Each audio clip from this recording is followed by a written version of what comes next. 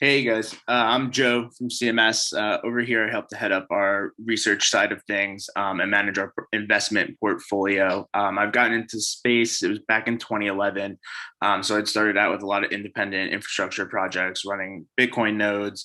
And I had a pretty large scale mining farm for the time doing profit switching on script based coins. So things like Litecoin, Vertcoin, Feathercoin, things that don't even exist anymore. So I've had a pretty long-standing stint in the space to kind of watch this stuff develop. I'd spent a little bit of time as an early employee over at Falcon X, which functions as a digital assets brokerage. And over there, I had headed up the OTC desk.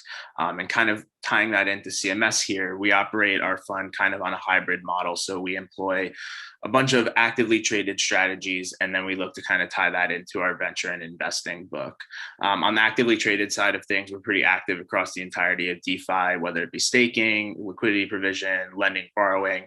And we do quite a bit of programmatic trading across the derivatives platforms at this point as well.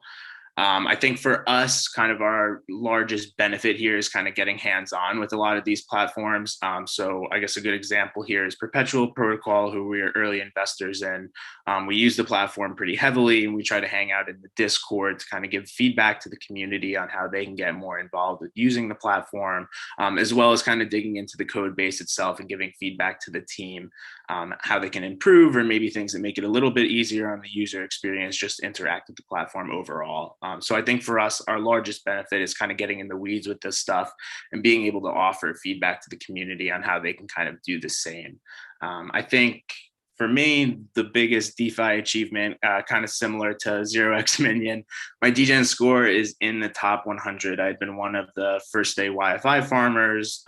We were all kind of aping into the curve pools as soon as they opened up on the contract without the UI, things like that.